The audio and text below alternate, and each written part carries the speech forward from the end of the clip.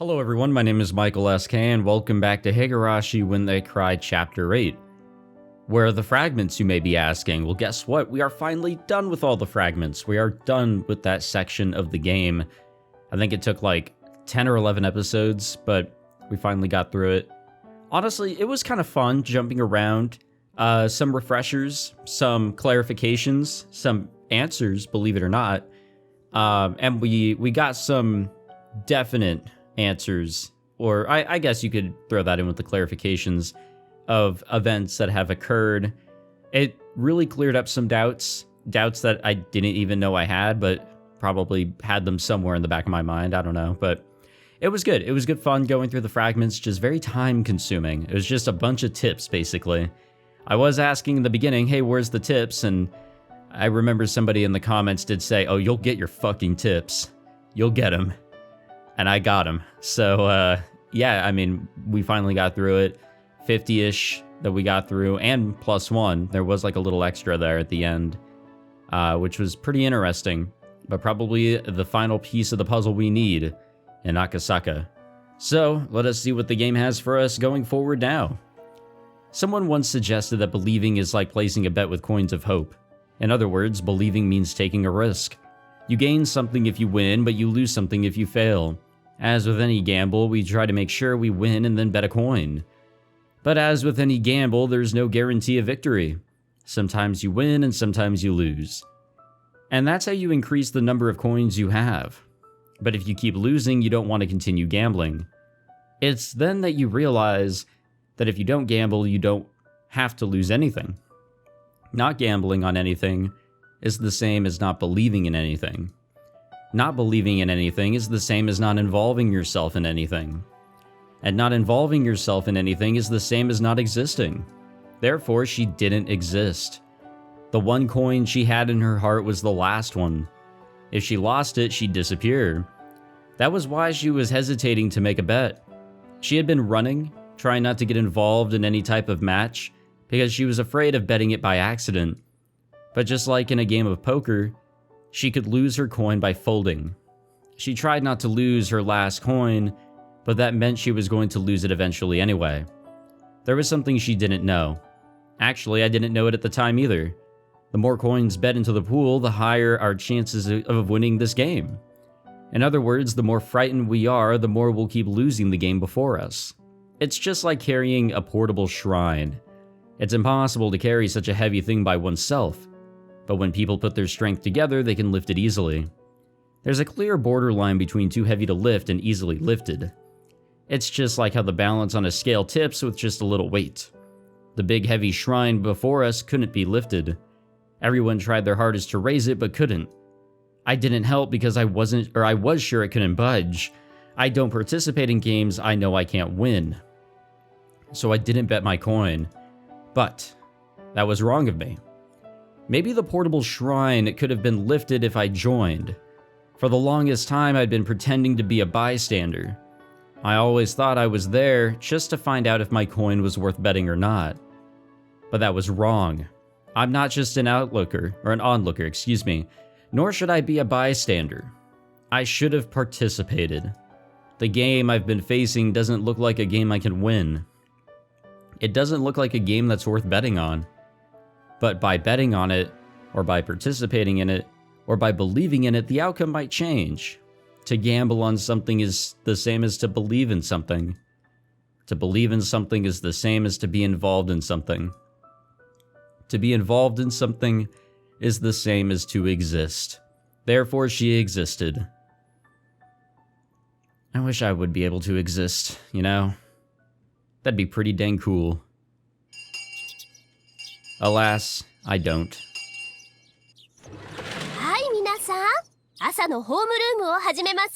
Okay, I haven't gotten clarification on this, but I brought this up, I think, in the last episode or 2 or 3. I think Ch.8's voice actor changed.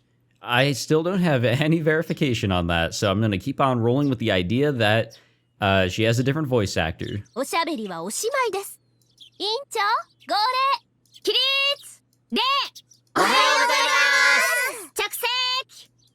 Rattle, rattle, rattle. It's an ordinary morning. The only difference is that it started a little later than usual. Ch.8-sensei normally arrives in the classroom right away, but she's a little late today. Why was she late for homeroom? The rumors were already stirring about the classroom before she arrived. Ch.8-sensei gave a cue, and a girl peeked into the room timidly. Oh, I knew it. I knew it. I just knew it. I don't even know how I knew it, but I knew it. 新しい転校生の古出羽生さんです。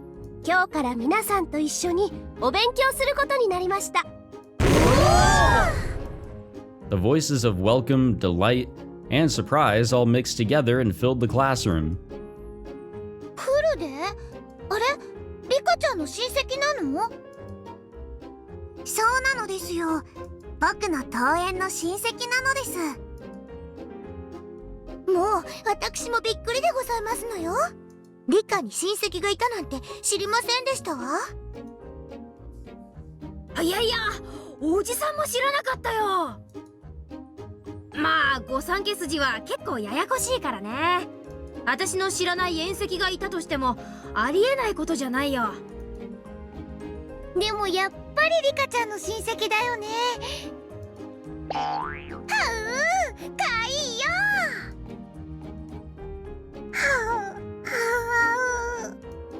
All my classmates had gotten excited. The new girl looked rather intimidated by it all. Rika-chan is rather carefree, but this Hanyu seems like the complete opposite. She's more like a shy woodland animal. The exact type that Rena loves. Look, see. Rena is ready to swallow her whole. では羽生さん、自己紹介をしてください。皆さんは静かに聞くように。はい、それでは羽生さん、どうぞ。Ch.8-sensei left the podium and encouraged Hanyu to take over.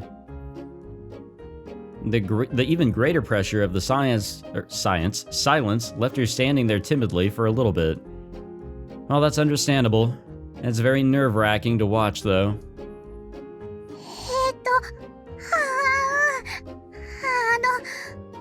古出羽生と言いますのです。リカの親戚なのです。僕の親戚なのですよ。みんな仲良くしてあげてほしいです。Man, they really aren't expanding on that. No cousin, no sister, just relative. Rika-chan can tell that she's too nervous to introduce herself. She's right to break the silence. Pressuring her like that isn't fair, which is why I decided to make it more lively. リカちゃんと同じ古出さんなんだね。はあ、古出さんが2人になっちゃった。なら、羽生さんでいいじゃありませんの。古出さんって呼んだら、リカも振り返ってしまいましたよ。We generally call each other by our first names here.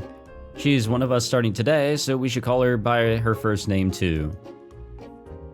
なら決まりだね。今日からあんたのことは羽生って呼ぶよ。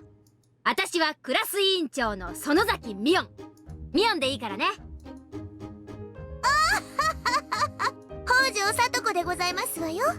よろしくですわよ、羽生さん。Oh, there's a Tomita here. I'm Daiki Tomita. My parents run a tofu shop. Please come by anytime. I'm Sugura Okumura. Sugaru, excuse me. I don't know my vowels. Please ask me if you don't know anything. こんにちは。仲良くしようね。何年生？ Our classmates fell over each other to introduce themselves. Everyone tried to get her to remember their names so they could be friends. A friendly atmosphere swelled in the room. I've only just transferred recently myself, but this is exactly how it was on my first day too. I remember how nervous I was and how much I appreciated this as a result. I know more than anyone how nerve-wracking it is to be a new student. I should look after her. そうだね。早くクラスに馴染めるようにしてあげないとね。そっか。レナも去年は転校生だったんだよな、確か。レナも転校してきた時は緊張したか？ Yeah, I can imagine. Actually, no, I can't imagine. I honestly literally cannot imagine being a new student in an ongoing school year. Whether it be elementary, middle, high, having to introduce myself to a already situated classroom setup or anything like that. I don't know, just something I could not do, but I have met many throughout my young life who have actually transferred schools to my schools, and I don't know if they were nervous, but it was just something that we accepted. I think that's just the status quo. でもみーちゃんたちがすごく親切にしてくれたからすぐに馴染めたんだよ。まあね、ニューカマーを迎えるのも御三家の大切な仕事だからね。都合のいい時だけ御三家になるなお前は。でもミオンなんかに世話になって馴染めたってのは確かにそうだ。なら今度はケイちゃんがお世話をする番ってことになるんじゃないかな。そうだな。レナだって転校生だったのにその次に来た俺に世話をしてくれたもんな。なら今度は俺が新しい転校生に親切にする番ってことだな。A new student always dramatically changes the atmosphere of a class. Even my attitude has changed. We decided to gather around Hanyu during lunch break. Okay, before we go any further, I need to leave a little bit of my thoughts here with Hanyu because, I mean, it is in a way surprising, but also something a little bit of expected. Because Hanyu has now had three conversations prior to this moment here with people other than Rika, something that has been completely unheard of since we truly met her in Chapter 7. So there was the confrontation that she had with Takano before we entered all of the fragments. I didn't think much of it. I just thought that, you know, she was serious enough that her presence was actually able to be fully detected. There was seriousness on both sides. Takano was serious, as was Hanyu, so they were able to communicate, but she was still transparent. The past two times, she was not transparent. I feel like that was a hint to us that she, I guess, is now believing something that she wasn't doing. And because she is putting her full effort into this, which was literally just hinted to us as we started this episode, she now exists. She can actually interact with people. She was able to interact with Keiichi's father, but that seems to have been something that have happened all other times somehow. And Keiichi himself has already once met Hanyu. I don't know if that's like a common thing either, but that did happen via that last fragment that we saw. So, not too surprising that she now shows her face physically. Also not surprising because I did watch the compilations of Rika saying me and Nipa, and there were like a couple scenes where Hanyu was involved. Before I knew Hanyu, I didn't think much of it at the time until I truly met Hanyu. And, well, she was physical, not transparent in those scenes. Kind of forgot about it, but now it's all coming back to me. Not surprising, but she's now a physical character. She is now a part of the gang, which is something that she's wanted to actually be, a true member of the club, or at least the friend group. それでは羽生への質問は一人一個ずつだからね。Sorry for the ramble. In a way, I actually am pretty happy to have her truly involved this time around. 彼女の本質に迫るディープな質問をズバリ言ってみよう。さあさあ、一番は誰？ Yeah, I'm curious where we can go with these questions. 好きな食べ物は何ですか？甘いお菓子はみんな大好きなのです。一番好きなのはシュークリームなのですよ。あら、それは素敵ですわね。私も大好物でしたよ。沖宮に美味しい洋菓子のお店がありますの。今度案内して差し上げましたよ。はいはい、男ども聞こえたね。羽生の好感度を稼ぐにはシュークリームだよ。安いやつより高級店の高くて美味しいやつが効果的。さあ次の質問は誰かな？ないならおじさんが好きな子のタイプとか聞いちゃうよ。 Everyone kept asking Hanyu questions, and she looked all panicky again. I guess this is like a traditional ceremony for a new student. I remember this is exactly how my first day went. Mion and Sadako seemed amused, so it must be the same for them too. I noticed Rena watching the scene before her with a distant look in her eyes.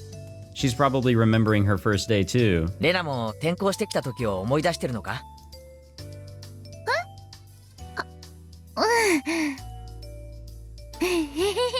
他のことを考えてたな。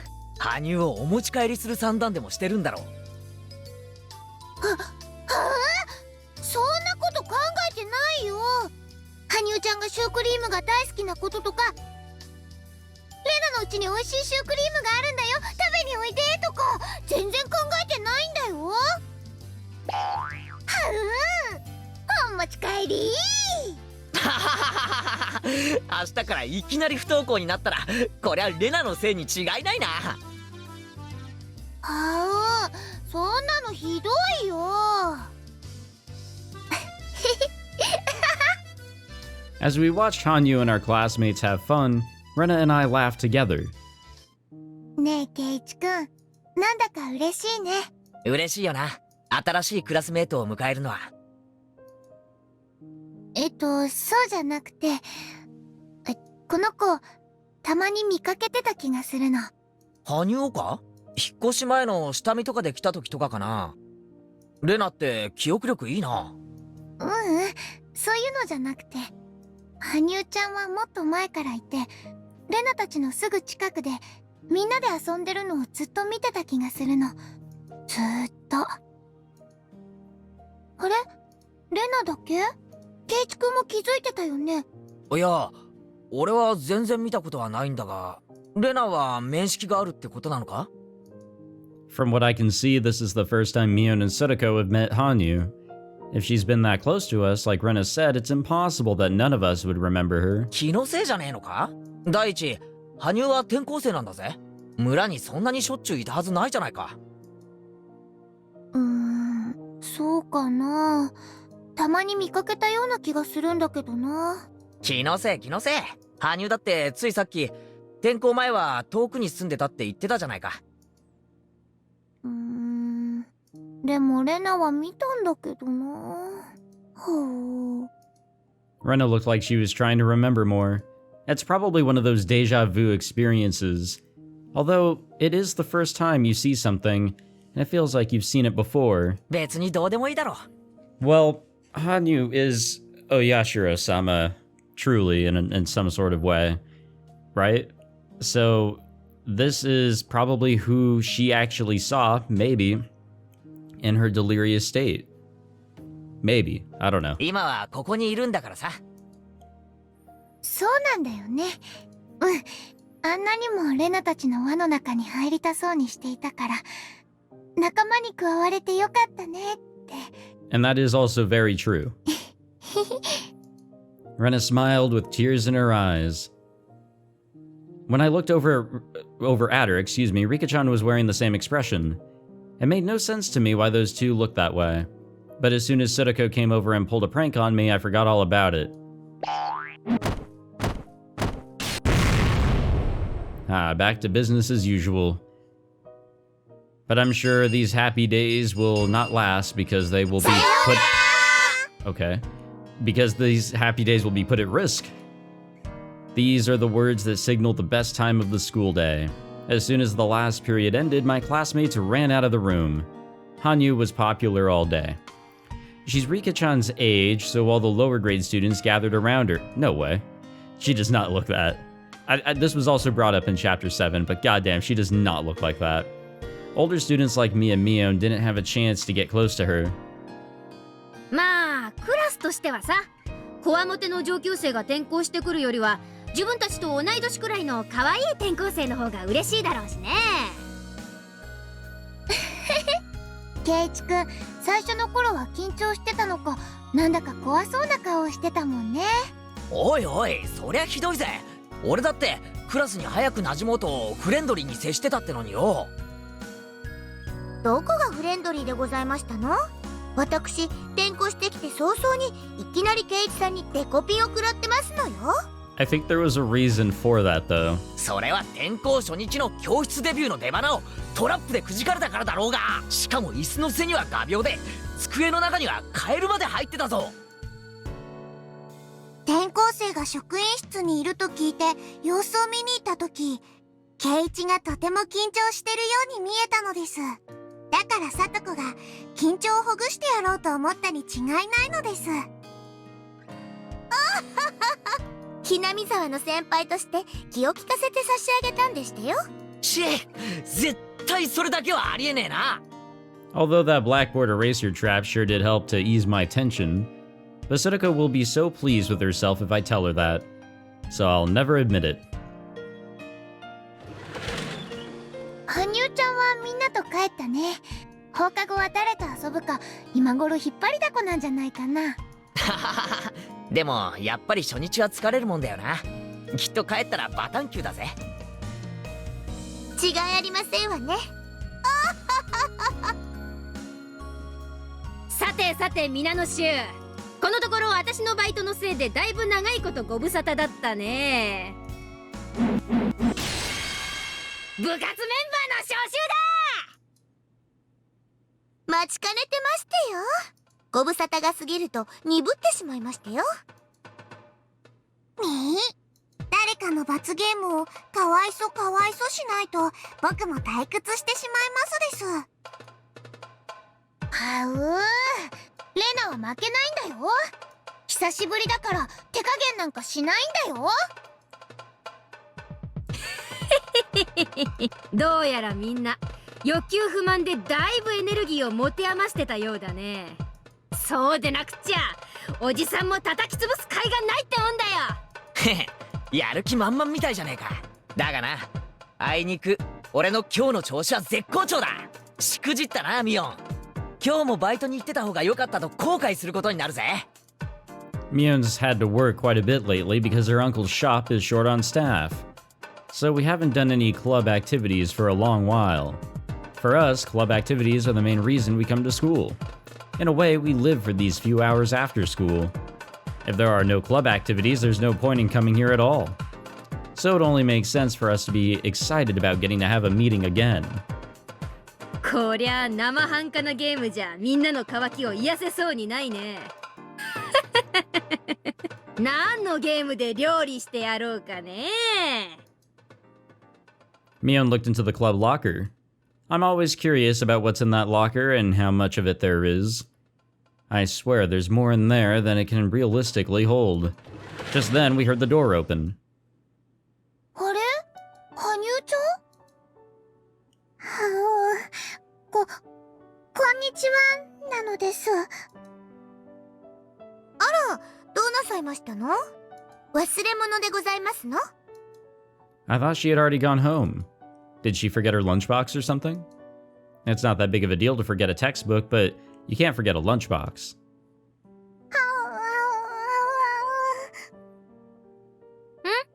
羽生、どうしたの？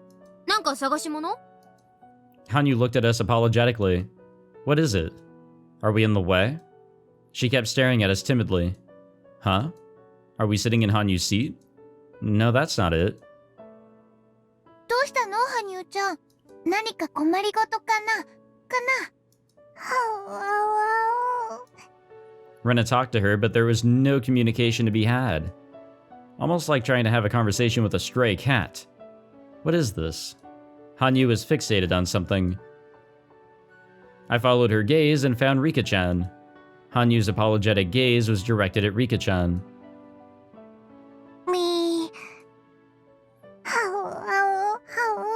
Everyone and their goddamn noises in this fucking series. 僕は何も言いませんです。羽生がそうしたいなら自分のお口で言うと良いのです。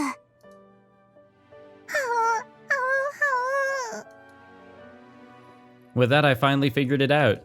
Hanyu wanted to say something, but she didn't know how to say it, so she wanted Rika-chan to say it for her. But Rika-chan told her to say it herself. In other words, we need to listen to what Hanyu has to say. We patiently waited for Hanyu to speak up. But when I think about what happened this morning, I realize this kind of silence makes her even more nervous. Rena, noticing that, talked to her in a sweet tone of voice. どうしたの羽生ちゃん。レナにこっそり話して。相談に乗ってあげるよ。はうはう。お、なに？もう一回言って。はうはうはう。ほうほう。って、Rena raised her voice. 何よ、おじさんにも教えてよ。何なのよ一体。本当にいいの？ That's probably something simple like, I want to join your club. Rika told me about it. Haha, I'm her どうしたんでご relative. ざいますの？もごもご言われては気持ちよくありませんでしたよ。その、僕も部活に混ぜてもらいたいのです。Come on now. Come on. Where's my money? Hanyu said it loudly, as if to shake off her embarrassment. こりゃまだ驚いた。どこで誰におじさんたちのことを聞いたのやら。僕も入れてほしいのです。僕も部活に混ぜてほしいなのです。よく自分で言えましたです。パチパチパチ。Rika-chan must have known that Hanyu wanted to join the club all along. Mia unfolded her arms with a smile and stared at Hanyu as if appraising her. Needless to say, Hanyu was intimidated. 自分から好んで七に飛び込みたがるとは。こりゃとんでもない命知らずがいたもんだよ。でもね、うちの部活はそんじょそこらのおままごととは違うんだ。選ばれた者が試練をくぐり抜けた末にようやく入部を許される栄光の部活なんだよ。入れてください、はいそうですかってわけにはいかないね。羽生ちゃん、みーちゃんの部活は見てる分にはとっても楽しいかもしれないけど、大変なんだよ。はあ、覚悟の上なのです。勝って当然。負けたらとんでもないことになってしまいますのよ。その覚悟は終わりですこと。はあ、僕も負けないのですよ。それに。Hanyu swallowed once more and said what was on her mind, excuse me. It sounded like a big thing for her to say, as though it had a much deeper meaning.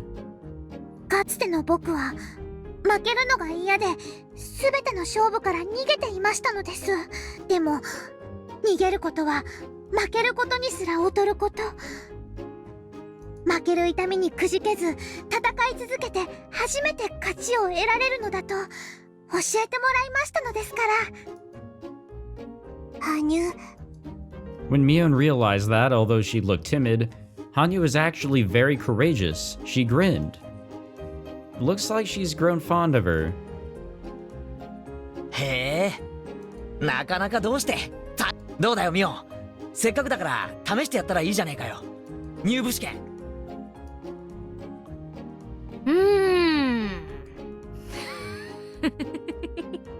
我が部にふさわしいかどうか、最低数週間の観察を経てようやく受けられる入部試験を転校初日からとはね。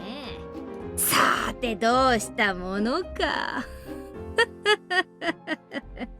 Mion pretended to be stubborn, but in reality she was simply playing with her. If she actually didn't want her to join, she would have refused her right away.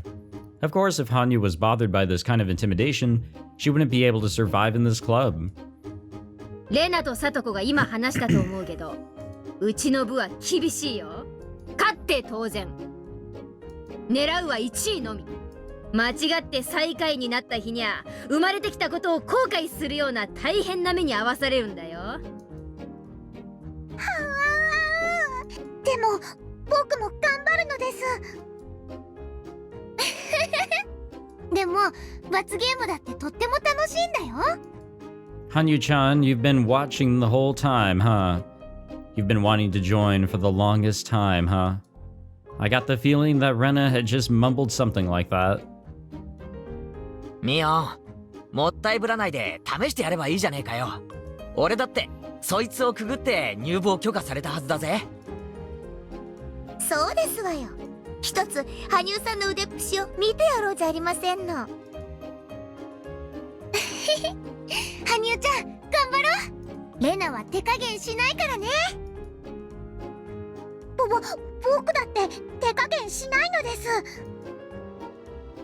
僕は羽生にだけ手加減しないのです。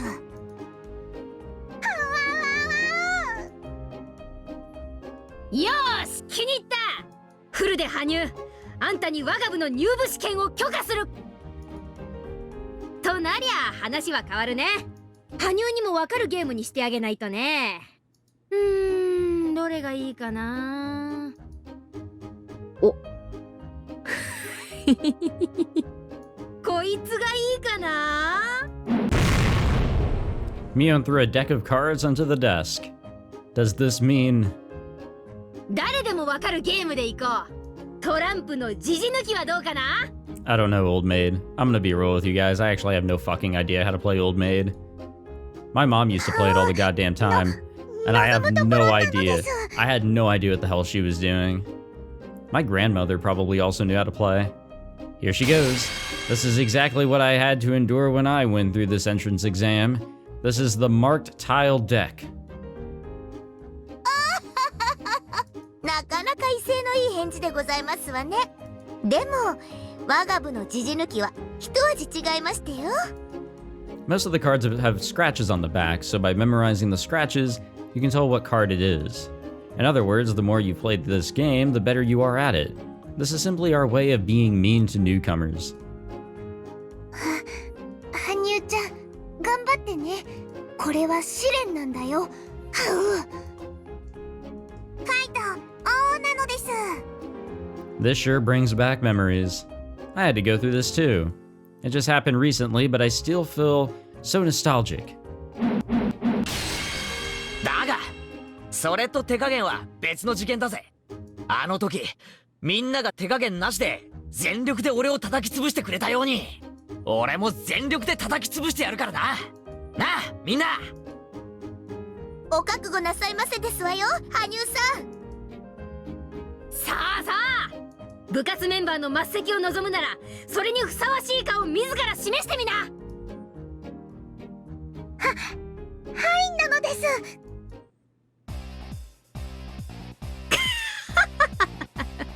Well, looks like it's gaming time, and I just do not have the energy for it, or the time, really. It is kind of late, and it's time to pack her up, get ready for another long work week and whatever else. So we'll end it there, but next time I guess we'll continue along here with this club meeting and Hanyu's trial. But man, it's been a long-ass time since we've had like a club get-together like this, without having to worry about something plot-related going on or trying to save Sodoko or whatever. It actually has felt like a really long time. I actually don't remember the last time we've done this. It may be Chapter 6. Definitely not Chapter 7, I don't think, but it's been a while. It has been a fat minute. But thank you all for watching this episode. I hope you all enjoyed. If you did, be sure to leave a like, subscribe, all that fancy shit. I'll see you guys in the next one. Take it easy.